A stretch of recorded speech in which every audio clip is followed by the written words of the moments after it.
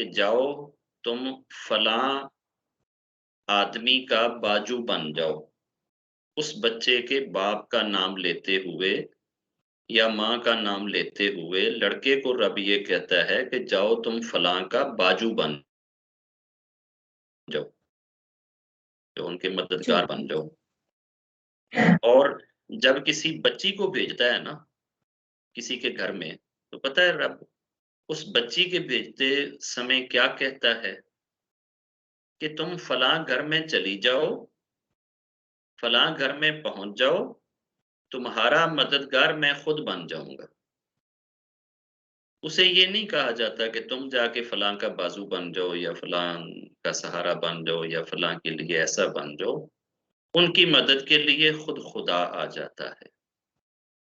और ये याद रखिएगा कि जिस घर के अंदर एक बेटी या 2 बेटियां पल रही हों, हो नहीं सकता कि उस घर के अंदर रब ना हो। ये पॉसिबल नहीं है। क्योंकि रब कहता है ना कि उन बच्चियों का सहारा मैं हूँ, उन बच्चियों को पालने वाला मैं हूँ, उनको बड़ा करने वाला मैं हूँ। अगर वालिदैन उन बच्चियों को किसी बुराई में ना डालें, किसी पाप में ना डालें या किसी गंदी चीज़ की उनको मत ना दें और अच्छे तरीके से उनको पाल-पोस के जब ब्याह देते हैं ना, जब वो अपने घरों में चली जाती हैं, तो किसी ने अगर एक बेटी को भी अच्छी ट्रेनिंग देके, अच्छी तालीम-ओ-तरबियत दे के, उसको पाल-पोस के जब ब्याह दिया और वो अपने घर चली गई, तो डे ऑफ जजमेंट वाले दिन वो बेटी अपने माता-पिता की उँगली पकड़ के स्वर्ग में ले जाएगी कि इन लोगों ने मुझे किसी बुराई में नहीं डाला था, किसी बेहयाई में नहीं डाला था, मुझे किसी गंदी आदतों का आदी नहीं किया था, बल्कि मुझे सुरक्षित रखते हुए, मेरी हिफ़ाज़त करते हुए मुझे इस काबिल किया था कि आज मैं अपने परिवार के साथ या अपने पति के साथ एक मॉडेस्ट ज़िंदगी गुज़ार के तेरे पास आई हूँ। तो आपके घर में तो रब ने 2 नेमतें भेजी हुई हैं, 2 ब्लेसिंग्स भेजी हुई हैं। मैं सारी ही बेटियों के लिए दुआ करता हूँ कि रब सबकी बेटियों को एक मॉडेस्ट लाइफ और प्योर लाइफ नसीब करे। मगर आपकी बेटियों के बारे में तो गारंटी से कह सकता हूँ कि रब उनको मॉडेस्ट लाइफ और प्योर लाइफ नसीब करेगा। वो इसलिए कह सकता हूँ कि जब रब उनके सर से पिता का साया उठाता है ना, तो फिर वो अपना साया उनके सर पे कर देता है।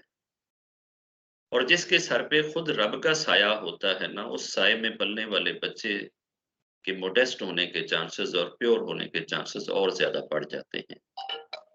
दूसरों की बच्चियों से ज़्यादा प्योर बच्चियाँ, ज़्यादा ब्रेव बच्चियाँ, ज़्यादा बहादुर बच्चियाँ, ज़्यादा मॉडेस्ट बच्चियाँ आपकी बच्चियाँ होएँगी। और मेरा ये आज का बोला हुआ आप किसी डायरी में, किसी स्टाम्प पेपर पे लिख के रख लो। तेरी बच्चियों का ब्याह बड़ी शान-ओ-शौकत से होएगा, बड़ी धूम-धाम से होएगा। और तेरी बच्चियों को रब बड़ी सुख वाली ज़िंदगी देगा, बड़ी खुशियों वाली ज़िंदगी देगा। और लीजिएगा कि तेरे बच्चियों को रब जब बच्चे देगा, परिवार में खुशियाँ देगा, अपने घरों में आबाद करेगा, तो दुनिया बहुत सारी दुनिया हैरान होएगी कि यार ये देखो, इन बच्चियों के सर पे तो पिता का साया भी नहीं था, फिर भी रब ने इनको ये खुशियाँ देखना नसीब करी। और इस सत्संग ग्रुप के बहुत सारे लोग ये खुशियाँ अपनी आँखों से देखेंगे और आपको भी ये चीज़ें देखना नसीब होंगी। आप परेशान ना हुआ करो, रब पे भरोसा रखा करो। आपको भी रब पाल रहा है और आपके बच्चों को भी रब पालेगा। रब सबसे बड़ा पालनहार है, बल्कि सारे पालने वालों का पालनहार वही है। जो भी हमें दाएँ-बाएँ से कोई सपोर्ट मिलती है ना, कोई भी ये मीडियम या ज़रिया बनता है, उन सारे ज़रियों के पैदा करने वाला जो है ना, वो ऊपर आसमानों पे बैठा है। वो ऐसे गैबी रास्ते पैदा करेगा और ऐसी-ऐसी जगहों से तेरे वसाइल बनाएगा, तेरे ज़राए बनाएगा, जो तेरे वहमो-गुमान और सोच से भी ऊँचे हों।